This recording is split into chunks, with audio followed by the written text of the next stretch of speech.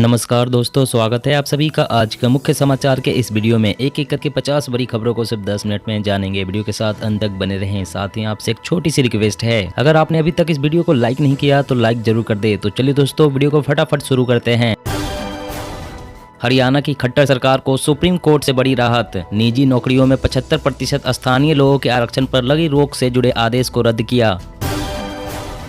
चारों तरफ महंगाई का शोर। अब इंग्लैंड में खुदरा महंगाई ने तोड़ा पिछले 30 सालों का रिकॉर्ड। सरकार ने वित्त वर्ष 2022 से 27 के लिए प्रौढ़ शिक्षा की नई योजना नव भारत साक्षरता कार्यक्रम को दी मंजूरी। चीन अपनी mRNA वैक्सीन कर रहा है विकसित, भविष्य में महामारी से जंग में होगी अधिक कारगर। कोयला खदान पर राजस्थान और छत्तीसगढ़ सरकार के बीच विवाद बढ़ा। सीएम गहलोत ने सोनिया गांधी से की हस्तक्षेप की मांग। मौसम की मार से बेहाल हुए झारखंड के किसान, खेतों में बर्बाद हो गई 70% सब्जियां।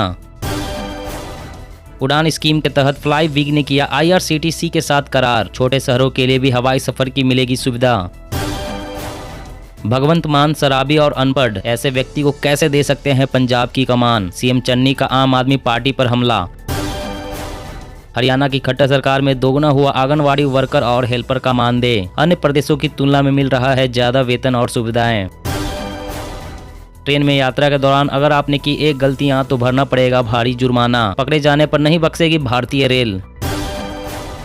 पीएम मोदी पर आग बबूला हुई प्रियंका, बोली अपने लिए खरीदे 16,000 करोड़ रुपए के 2 हेलीकॉप्टर, पर गन्ना किसानों का नहीं किया भुगतान।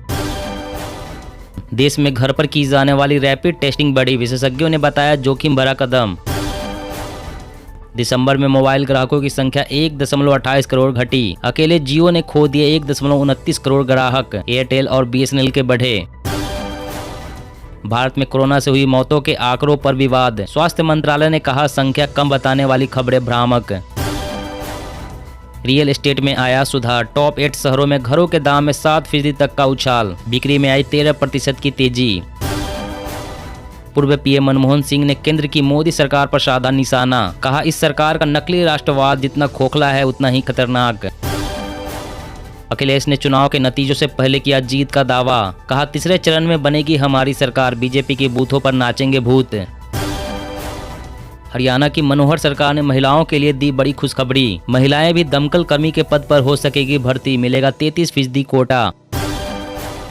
आंध्र प्रदेश में बारिश के कारण तबाह हो गई थी फसल। सरकार ने मुआवजे के रूप में किसानों को दिए 1612 करोड़ रुपए।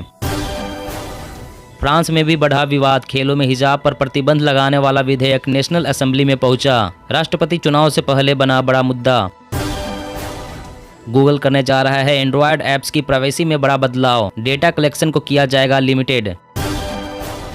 MSP पर धान खरीद का लाभ पाने वाले किसानों की संख्या में 6 साल में 80% बढ़ी। गेहूं के मामले में 140% की बढ़ोतरी। कोरोना पीड़ितों को रखना चाहिए अपना खास ख्याल। साल भर तक रहता है मानसिक बीमारियों का खतरा।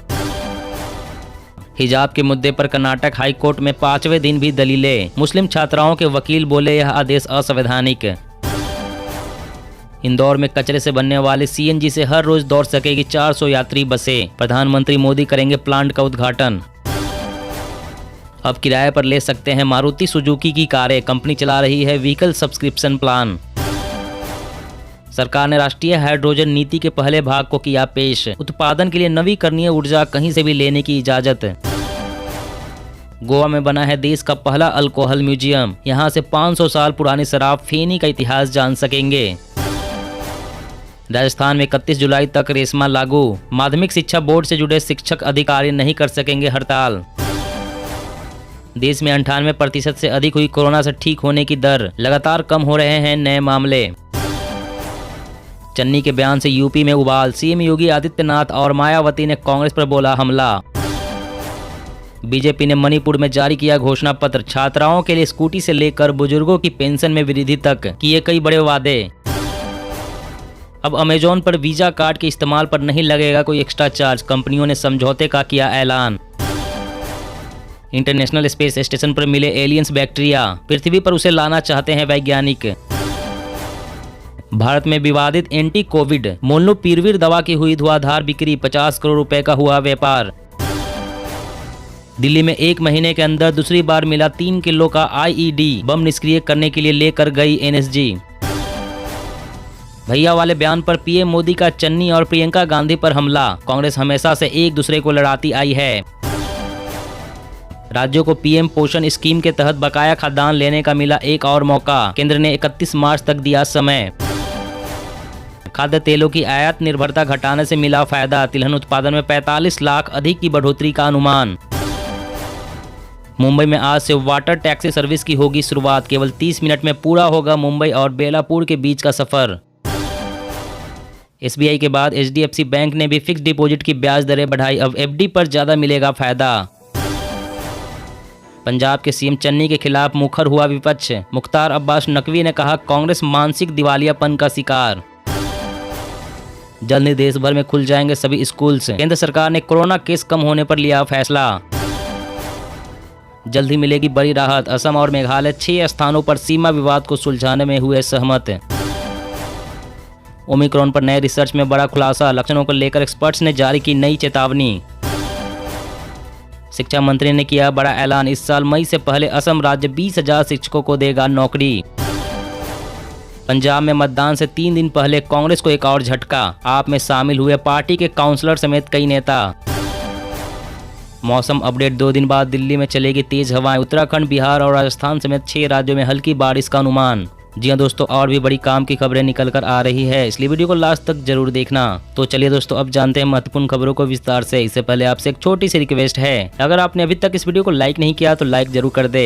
हरियाणा की खट्टर सरकार को सुप्रीम कोर्ट से बड़ी राहत, निजी नौकरियों में 75% स्थानीय लोगों के आरक्षण पर लगी रोक से जुड़े आदेश को रद्द किया। जी हाँ, सुप्रीम कोर्ट ने हरियाणा सरकार को राहत प्रदान करते हुए पंजाब हरियाणा हाईकोर्ट के उस आदेश को रद्द कर दिया है जिसमें सरकार द्वारा निजी क्षेत्र की नौकरियों में प्रवेश के निवासियों को दिए गए 75% आरक्षण पर हाई कोर्ट द्वारा रोक लगा दी गई थी। सुप्रीम कोर्ट ने हाई कोर्ट की ओर से लगाई गई रोक को हटाते हुए राज्य सरकार से कहा है कि किसी इंडस्ट्री के खिलाफ आरक्षण संबंधी कानून लागू करने में कड़ा कदम नहीं उठाया जाएगा। इसी के साथ सुप्रीम कोर्ट ने हाई कोर्ट से 4 हफ्ते में मामले पर फैसला लेने के लिए कहा है। सुप्रीम कोर्ट ने हरियाणा सरकार से कहा है कि वह फिलहाल आरक्षण लागू न करने वाले उद्योगों पर कोई दंडात्मक कार्रवाई न करे। और अगली बड़ी खबर की बात करें तो देश में घर पर की जाने वाली रैपिड टेस्टिंग बढ़ी, विशेषज्ञों ने बताया जोखिम भरा कदम। जी हां, ओमिक्रॉन वेरिएंट आने के बाद सरकार ने घर पर ही कोरोना टेस्ट करने को लेकर अपील की, जिसके बाद घर पर खुद से टेस्ट करने की संख्या बढ़ गई है। जनवरी के पहले 20 दिनों में लगभग 2 लाख लोगों ने स्वास्थ्य एजेंसी के साथ अपने टेस्ट रिजल्ट साझा किए, जो कि 2021 की तुलना में 66 गुना ज्यादा थे। विशेषज्ञों का कहना है कि यह आंकड़ा इस्तेमाल किए गए टेस्ट की वास्तविक संख्या का केवल एक अंश है। नियमों के बावजूद लोगों को अपने रिजल्ट अधिकारियों के साथ साझा करने की आवश्यकता है। कई ऐसा नहीं कर रहे हैं। घरेलू परीक्षणों का उपयोग करने वाले केवल 20% लोग ही इसकी रिपोर्ट कर रहे हैं। और अगली बड़ी खबर की बात करें तो अब किराए पर ले सकते हैं मारुति सुजुकी की कारें, कंपनी चला रही है व्हीकल सब्सक्रिप्शन प्लान। जी हां, सभी कार खरीदने का सपना रखते हैं, लेकिन बजट की कमी के चलते उनका सपना पूरा नहीं हो पाता है। इसके लिए मारुति सुजुकी और महिंद्रा फाइनेंस क्विक लीज के साथ मिलकर एक प्लान लेकर आई है, जिसकी मदद से ग्राहक सस्ते मंथली सब्सक्रिप्शन प्लान पर गाड़ी अपने घर ले जा सकते हैं। मारुति सुजुकी के इस सब्सक्रिप्शन प्रोग्राम इस समय देश के 20 शहरों में उपलब्ध हैं। ग्राहक अपने समय सीमा के अंत तक अपने पसंदीदा वाहनों को वापस करने, वापस खरीदने या नए मॉडल में अपग्रेड करने जैसे विकल्प को चुनने में सक्षम होंगे।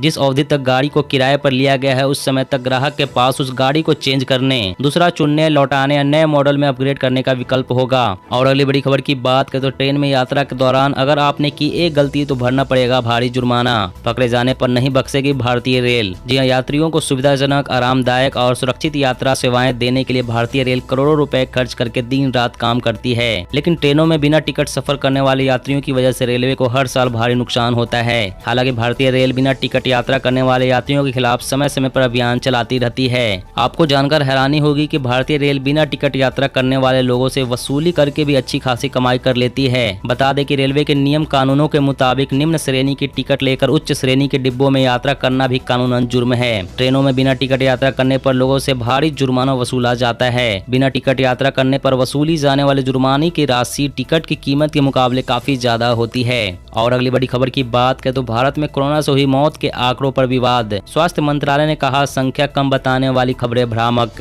जी हां, एक रिसर्च के आधार पर कुछ मीडिया रिपोर्ट में आरोप लगाया गया है कि भारत में कोरोना से मरने वालों की संख्या भारत सरकार की ओर से पेश किए गए आंकड़े से अधिक है, जिसे भारत सरकार ने खारिज करते हुए कहा है कि यह रिपोर्ट पूरी तरह से भ्रामक और गलत है। देश में कोरोना मरीजों मरीजों की संख्या लगातार कम हो रही है। इस बीच स्वास्थ्य मंत्रालय ने मीडिया में आई उन खबरों का खंडन किया है जिसमें आरोप लगाया गया है कि भारत में कोविड-19 की पहली 2 लहरों में हुई मौतों की संख्या को काफी कम करके बताया गया है। मंत्रालय ने उन खबरों को भ्रामक जानकारी के अभाव वाला और शरारती प्रकृति का करार दिया। रिपोर्ट में बताया गया है कि देश में कोरोना से मरने वालों की वास्तविक संख्या 30 लाख से अधिक हो सकती है।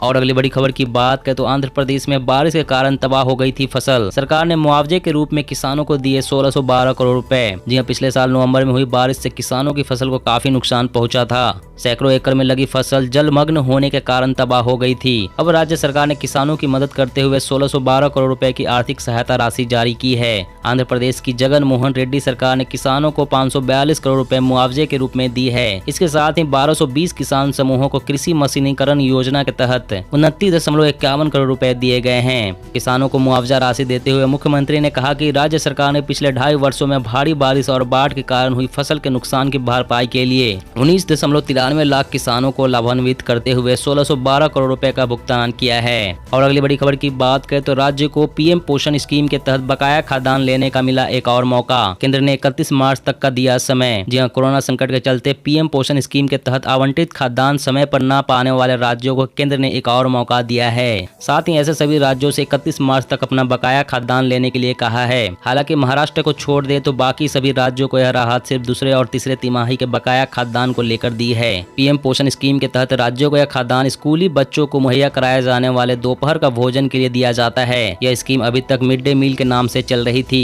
हाल ही में केंद्र सरकार ने इस स्कीम का नाम बदलते हुए इसे पीएम पोषण स्कीम कर दिया है। साथ ही इसका दायरा भी बढ़ा दिया है, जिसमें अभी प्री प्राइमरी से 8वीं तक के बच्चों को यह मुहैया कराया जाता है। दोस्तों, आज की खबरों में बस इतना ही। इसी तरह रोज काम की खबरें जानने के लिए आप हमेशा हमारे साथ जुड़े रहें। हमारे साथ जुड़ने के लिए वीडियो के नीचे दिए गए इस लाल रंग के सब्सक्राइब बटन को दबा लें और साथ ही इस घंटी को भी दबाएं ताकि आपको हर खबर की सटीक जानकारी मिल सके।